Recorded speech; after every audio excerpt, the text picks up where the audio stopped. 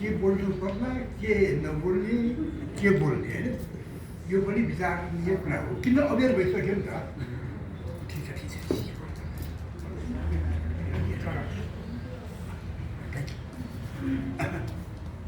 अवेर भइसक्यो कति बोल्ने के बोल्ने मलाई अलमल भइरहेछ तर म अतिथि भएको हुनाले र हाम्रो देश चाहिँ अतिथिको खुब सत्कार गर्ने सेवा गर्ने अतिथि देव हो भन्ने भएको हुनाले मैले जे जस्तो नै बोले पनि तपाईँले केही पनि भन्नु होला नभन्नु होला होइन भन्नुहुने छैन भन्ने कुरा विश्वास छ अब त्यति मात्र हो र यसपल्ट हाम्रो राज्यले सरकारले विदेशबाट आएको चाहिँ अतिथिहरूको विरुद्धमा जथापाती बोल्नेहरू तिमीहरूको खप्पर फुटाउँछु भनेर खप्परै फुटाए अब त्यस्तो विधि अतिथिलाई मानिदिए भनेपछि अब मैले तपाईँलाई मन नपर्ने यी कुरा बोल्यो भने पनि सायद तपाईँहरू अलिकति पनि रिसाउनु हुने छैन बरु हाँस्नु हुनेछ भन्ने मलाई लाग्छ हाम्रो देश त्यस्तो छ नि त्यस्तो भइरहेको छैन होइन कति कति मान्छे जेलमा पनि राखेको हुन्छ नि त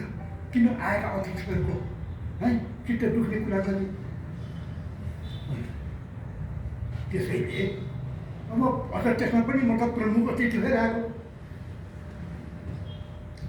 त्यसैले मैले जे बोले पनि तपाईँले के पनि भन्नुहुने छैन भन्ने कुरामा म विश्वस्त छु म एउटा कुरा आज भन्छु सानो कुरा म लुसन भन्ने चिनिया लेखकको केही रचनाहरू म अनुवाद गर्थेँ त्यो अनुवाद गर्दाखेरिको एउटा आज चाहिँ मलाई सम्झना भयो कि एउटा सानो टुक्रा त्यो लेखमा के थियो भने मानिसहरूको दौडको कुरा थियो अब मानिसहरू दौडिरहेछ दौडमा अब सबै त पहिला हुँदैन कोही पहिला हुन्छन् कोही दोस्रो हुन्छन् कोही तेस्रो हुन्छन् हुँदा हुँदा सबभन्दा पछि पर्नेहरू पनि हुन्छन् अनि सबभन्दा पछि पर्नेहरू बिस्तारै दौड्नै छाडेर अनि दर्शन बेगारतिर बस्न जान्छन् त्यस्तो खुब हुन्छ अब मानिसहरू दौडमा पहिला हुन्छ भने दौडिरहेछ पहिला हुनै सकेन अब चुट्टो भइसक्यो किन दौडेको भनेर अलग्ग भन्छ त्यस्तो मान्छेहरूलाई केही पनि भन्दैनन् मान्छेहरू तर कोही मान्छे सबभन्दा पछाडि छ पछाडि परेको छ त्यो अझ दौडिरहेछ भने मान्छेहरू हाँस्छ काप्तो मान्छे सबभन्दा पछि परिसक्यो त्यही बढी दौडिरहेछ आज झन्डै त्यस्तै भयो सबै गइसक्नु हो र तपाईँहरू यहाँ रहेको रह्यो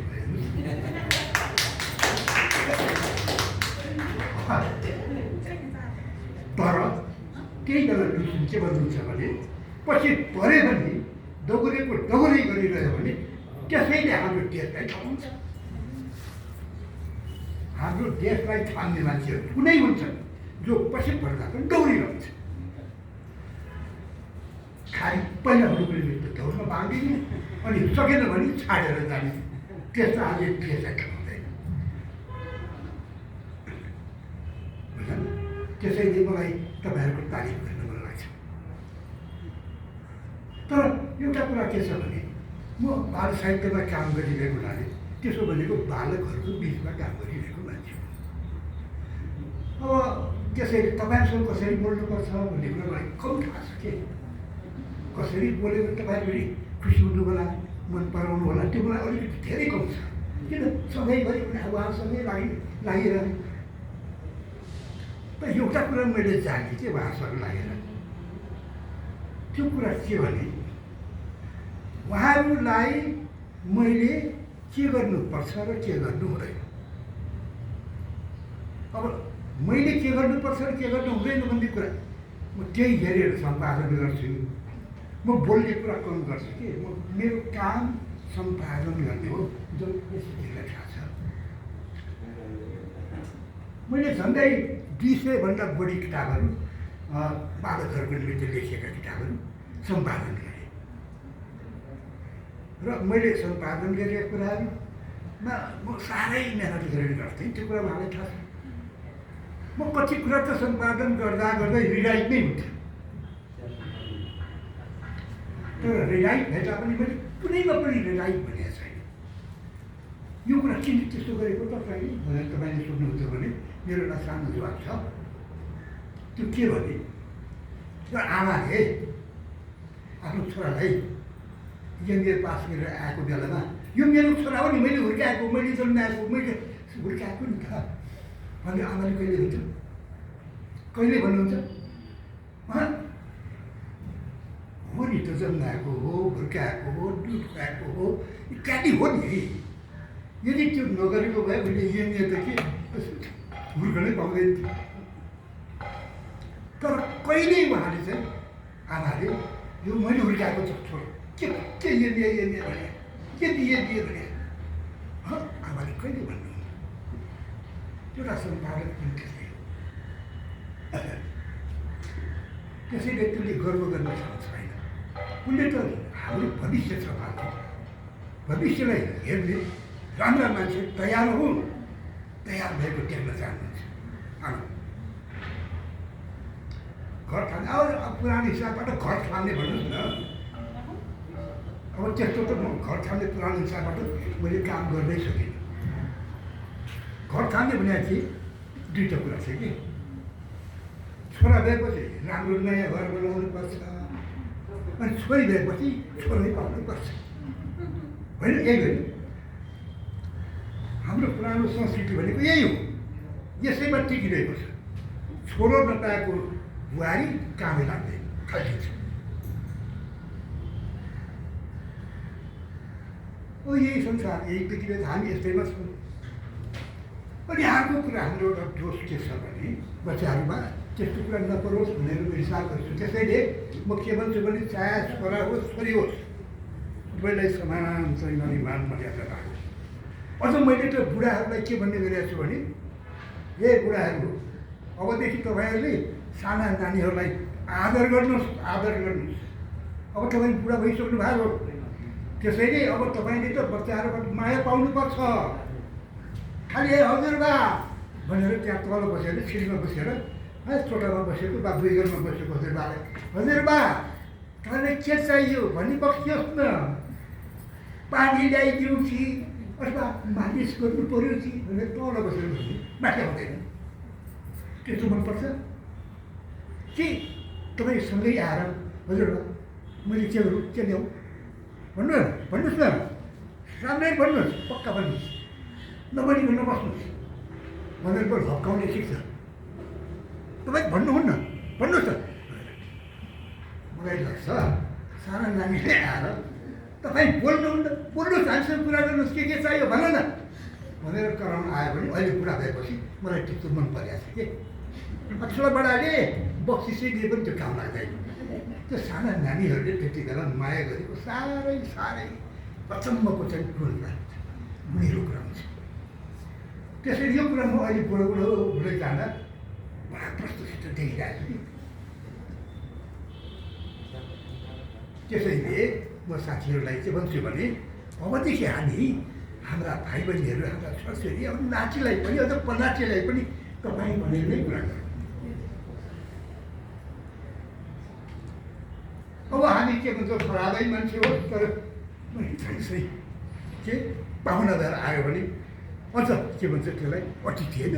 अतिथिले आयो भने उसले जेसुकै मागे पनि दिनुपर्छ, जेसै मागे पनि दिनुपर्छ, त चाहिँ नोकरै भन्नु पऱ्यो पनि दिनुपर्छ। कस्तो कस्तो कुरा हाम्रो नेताहरूको मुखमा के देखिरहेको छ?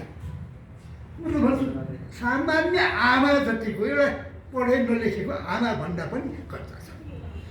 यो किन भएको होइन? अब हामीले विचार गर्नुपर्छ, हाम्रो नेताहरू यस्ता किन भयो? हामी लेखकहरू हौँ त, हामी लेखक त समाज बदल्न आएका, समाज फेर्न भनेर आएका। आज 70 वर्ष भइसक्यो हामीले बनाउँदैछौँ, होइन? हामीले के गर्नुहुन्छ के गर्नु हुँदैन हामी सबैलाई बताउनु पर्दैन। एक कुरा, सानो कुरा म भन्छु तपाईँलाई, प्रगतिशील लेखक सङ्घको विषयमा। यो चाहिँ हाम्रो मित्रलाल पन्जानीले सचिव हुनुभएको बेलाको कुरा हो। मैले उहाँलाई के भने म अहिले बाल साहित्यबाट काम गरेको छु, मलाई यो प्रगतिशील लेखक सङ्घले उसको कार्यक्षेत्र कहाँ छ, के हाम्रो समाजको कुनै पनि क्षेत्रमा काम गर्ने हो है। यो प्रगतिशील लेखकहरूले कहाँ कुन कुन क्षेत्रमा काम गरे? युवकहरूको मात्रै थिए, नेताहरूको माझमा मात्रै बसेर थिए, कहाँ कहाँ बसेर काम गर्नुपर्छ?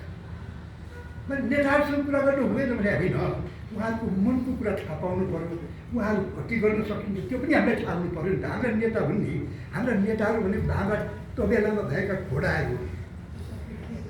उहाँले हाम्रो रथ हाँक्नुभयो, टान्नुभयो भने हाम्रो देशको प्रगति हुन्छ। उहाँले टान्न सक्नु भएन भनेदेखि उहाँहरूको ताकत छैन भने हाम्रो देश जहाँको त्यहीँ हुन्छ, त्यो बिग्रन्छ, भट्किन्छ, पुरानो हुन्छ। त्यसैले अब तपाईँले मलाई भन्नुहोस्, हाम्रो क्षेत्र कहाँ कहाँ प्रगतिशील लेखकहरूले कसका क्षेत्रमा कसरी काम गर्नुपर्छ होला, तपाईँले के विचार गर्नुभएको छ भनेर सोधेँ। महिलाहरूको भएको कि होइन, केटाकेटीहरू पढ्छ कि पढ्दैन, त्यस्तो हाम्रो समाजभित्र को छ? हाम्रो समाज सिँगै समाजलाई उठाउने हो भने त त्यहाँभित्रका केटाकेटी पनि उठ्ने होला, छोरी पनि उठ्ने होला, सबै त होला नि। त्यसैले तपाईँहरूले यो क्षेत्र हाम्रो क्षेत्र कहाँ कहाँ भन्ने कुरा मलाई बताउनुहोस् न भनेर भने। अनि त्यसपछि सबै हो। त्यसले मैले काम गरिएको कुरामा तपाईँले के पनि भन्नुभएको छैन, सब किन भन्नुभएको त? मेरो क्षेत्रमा आएर कहिल्यै मलाई म काम गरिरहेको छु, मलाई यसरी काम गर्नु कसो होला भनेर कहिल्यै कुनै सल्लाह दिनुभयो त तपाईँले? खालि आफ्नै एउटा रथ तानेको तानै छ, प्रगतिशील प्रगतिशील भनिएको छ। प्रगतिशील भन्दैमा प्रगतिशील हुन्छ, प्रगतिशील काम गरेपछि पो प्रगतिशील हुन्छ। प्रगतिशील काम कहाँ कहाँ कुन ठाउँमा गर्ने? के कुनै कुनै एउटा अञ्चलमा गर्ने कि जिल्लामा गर्ने कि अथवा महिलामा मात्रै गर्ने कि युवकहरूमा मात्रै गर्ने कि?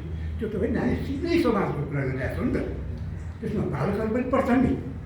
तपाईँहरूले कसैले पनि मलाई चाहिँ यसो गर्नु पर्ला त्यसो गर्नु पर्ला भनेर भन्नुभएकै छैन। त्यसको मतलब तपाईँहरूको बगरमा केटाकेटीहरू छैनन् कि क्या भनेर भने।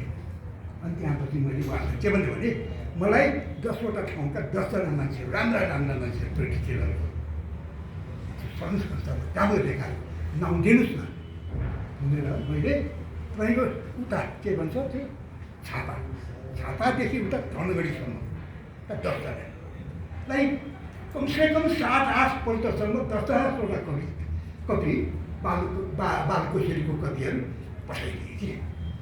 आफ्नै खर्च गरेर उहाँलाई पठाइदिए। कसैले पनि 1-2जनाले बाहेक कसैले पनि मैले पाएसम्म पनि भनेन। अनि मैले के सम्झेँ भने हाम्रो प्रगतिशील लेखक सङ्घको कार्यक्षेत्रभित्र बालकहरू पढ्दा रहेछन्। अब यही कुरा मैले जीवन देवजीलाई सोध्न चाहन्थेँ कि तर उहाँले भने के भने मैले उहाँलाई फेरि काम दिएको थिएँ कि काम दिएको थिएँ भन्नु न, काम दिएको थियो भन्नु पनि उहाँबाट काम दिएको थिएँ। कतिवटा चाहिँ किताबको चाहिँ प्रस्तुतिको हेरिदिनुहोस् न पाउन भनेर दिएँ। उहाँकै घरसम्म पनि पुगेर गरेँ। उहाँले मलाई मद्दत गर्नुभयो होइन हो नि। अझ आज त उहाँले कविता पनि लेख्नुभयो, कविता पनि देखेँ उहाँले लेख्नुभयो बालक सम्बन्धी कविता। त्यसलाई अब चाहिँ पछि चाहिँ त्यो सम्पादक पैसाबाट कुरा गरौँला उहाँसँग अस्ट्रेलियामा, आज कुरा नगरौँ। तर के भने मलाई के खुसी लाग्यो भने अब अध्यक्ष स्वयंले बालकहरूले कविता लेख्न थालेपछि त त्यो प्रगतिशील लेखक सङ्घका कार्यक्षेत्रभित्र बालकहरू पनि परेको रहेछन् होइन, परेका छन् नि त।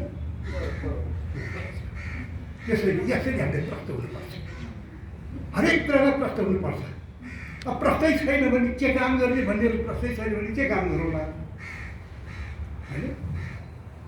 त्यसैले पहिला कुरा त हामी के हौँ, हामी के गर्न सक्छौँ, के गर्नुपर्छ र हाम्रो क्षेत्र के हो त्यो कुरालाई प्रश्न गर्नुपर्छ। यो प्रश्न भएन भने खालि अरूले अराएको काम हामीले गर्नुपर्ने हुन्छ।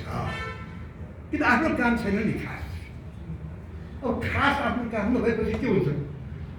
जसले अर्डर आएपछि गर्ने त्यो अहिले छ नि, के भन्छ त्यो भोज चाहिँ जम्मै व्यवस्था गरेर हिँड्नेलाई के भन्छ? हामी पनि त्यस्तै हुन्छौँ, हामी पनि त्यस्तै हुन्छौँ। किन हाम्रो आफ्नो योजना, आफ्नो उद्देश्य जम्मै कुरा क्लियर सबै साथीलाई हुनुपर्छ। त्यो होइन भने ठिक हुँदैन। त्यस्तै बाल साहित्यमा पनि मैले धेरैसँग प्रश्न गरेको छु। हेर्नुहोस्, म चाहिँ मेरो कुरा अब प्रमुख अतिथिले भनेपछि सुन्नुहोला भन्ने कुरामा पुरा विश्वास छ मलाई, किन प्रमुख अतिथिको कुराहरू सुन्ने हो नि त। के भन्नुभयो? यसै सुन्नु, त्यो बुढो मान्छेलाई सम्झाउनु पर्छ है। हो, गाली गर्नु पर्छ, गरे पनि गर्नुहोस्, केही छैन मलाई। म चाहिँ अरू जस्तो अतिथि होइन, गाली गरे पनि सुन्न चाहने अतिथि हो। किनभने मैले धेरै काम गरेको छु, धेरै ठाउँमा धेरै गर्न नहुने काम गरेँ होला, त्यसमा गाली गर्नु केही छैन।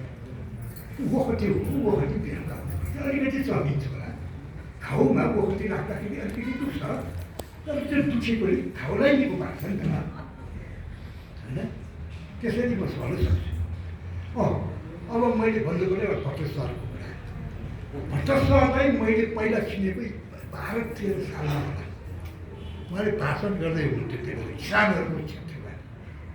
किसानहरू कहाँ उहाँ बस्नुहुन्थ्यो, उहाँ पढ्नुहुन्थ्यो नाइट कलेजमा र किसान कहाँ बस्नुहुन्थ्यो, किसानहरू कहाँ।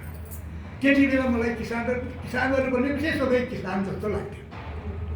त्यहाँ किसानहरूमा पनि धनी पनि हुन्छ, धनी पनि हुन्छ भन्ने कुरा मलाई थाहा थिएन।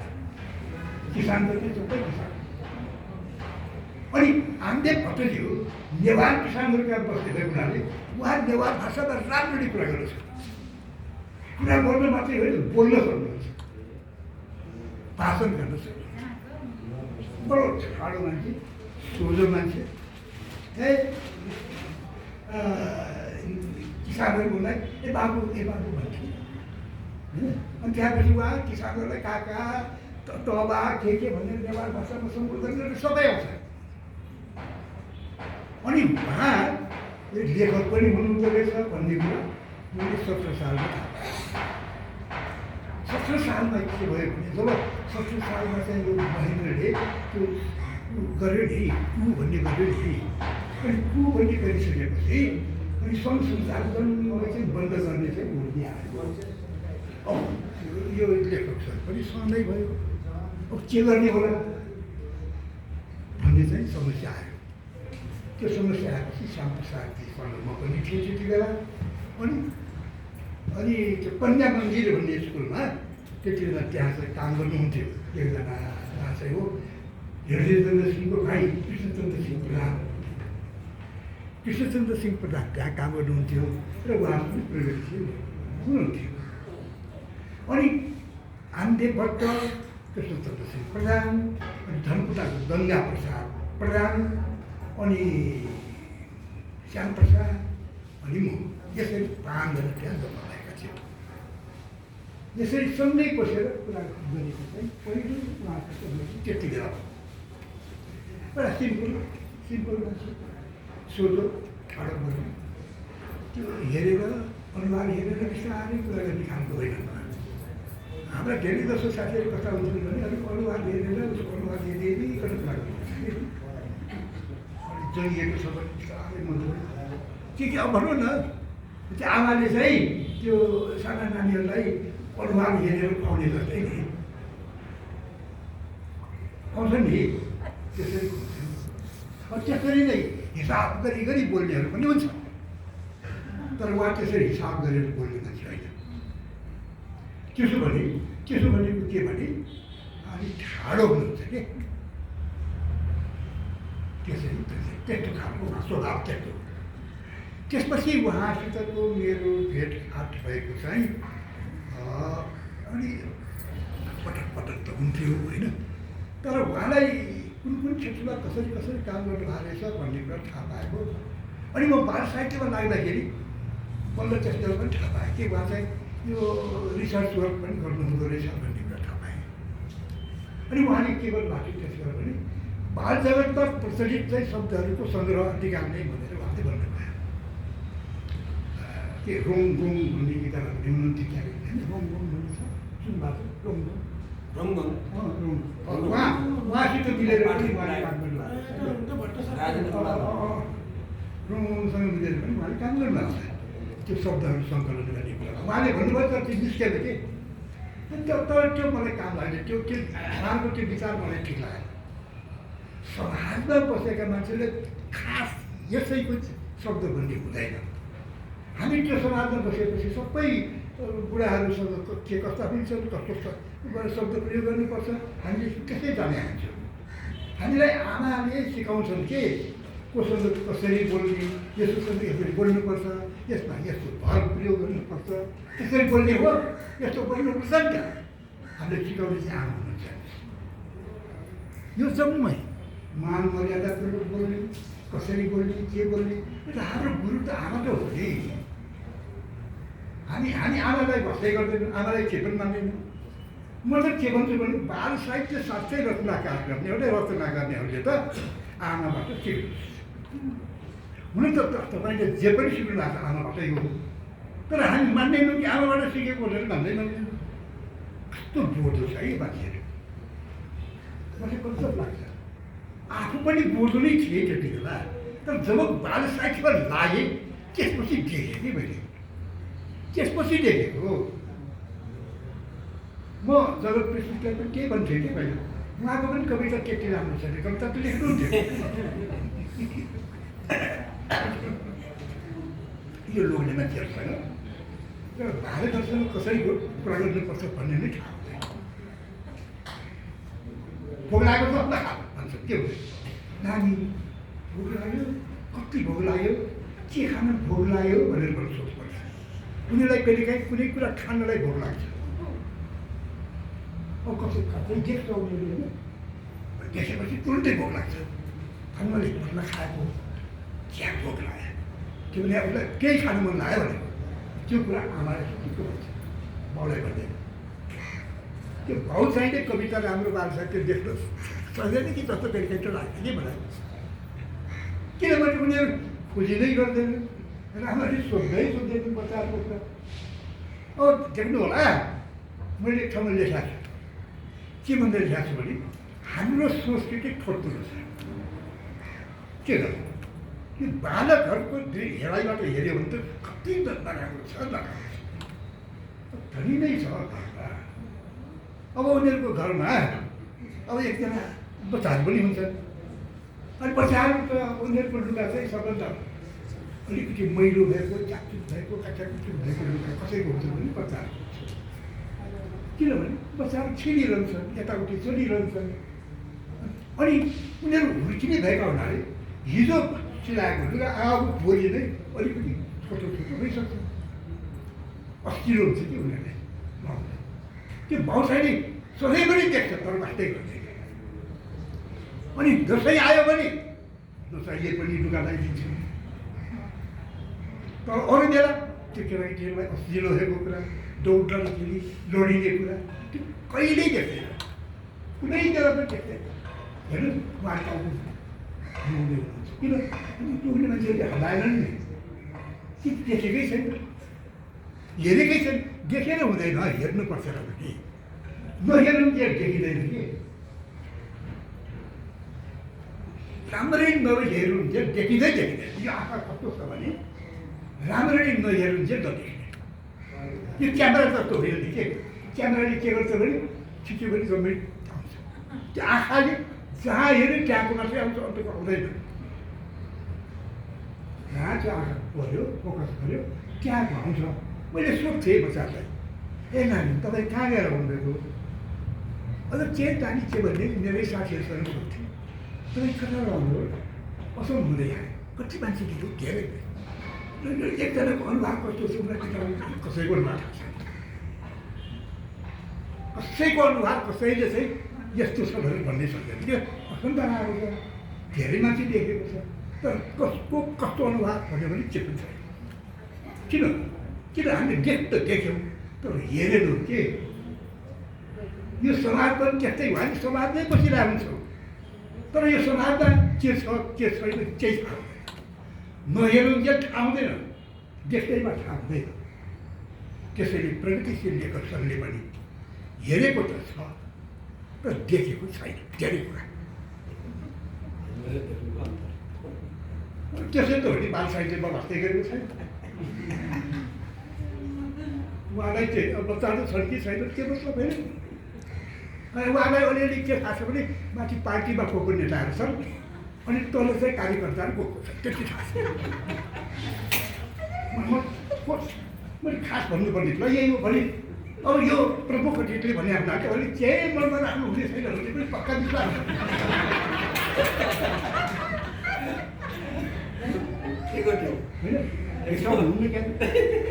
होइन किन अतिथिले भनेपछि के रिसाउने आफ्नै मान्छेको टाउको फुटाल्न तयार हुन्छन् हामीहरू होइन हाम्रो शास्त्रीले हाम्रो नेताहरूले त्यही भने होइन गृह मन्त्रालयले त्यही फुट्यो होइन फुटाल्यो होइन किन अतिथिको विरोध गर्यो अतिथिलाई मन नपर्ने कुरा गर्यो अब त्यस्तो ठाउँमा बसिरहेका तपाईँहरू के मैले तपाईँलाई अलिकति नमिठो कुरा गर्दैमा रिसाउनुहुन्छ होला त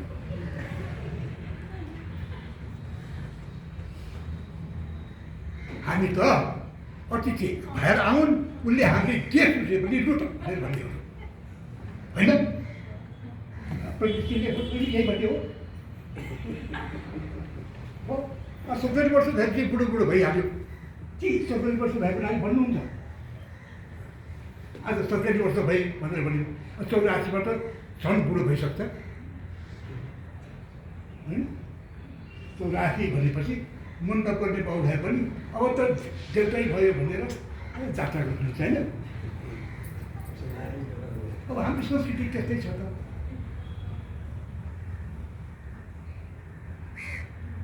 अब धेरै साथीहरू गइसक्नुभयो मैले के भन्ने होइन के बोल्ने अब हुन्छ अब केटाकेटीहरूको कुरा धेरै छ मसँग अब बुढाबुढीहरू अब बुढाबुढीको पनि कुरा अलिअलि भन्नु थाल्यो किनभने म आफै बुढो भएँ नि त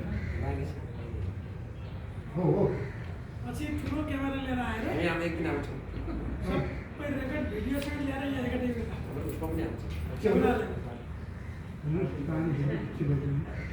पछि विस्तृत रूपमा यो सबै इन्टरभ्यू सबै लिएर पछि अब मनमा हुँदैमा सबै भन्न मिल्दैन आउँदैन पनि होइन अब हिउँ त छ नि त्यहाँ हाम्रो पाहाडमा सबै पग्लियो भने त खतम हुन्छ खराब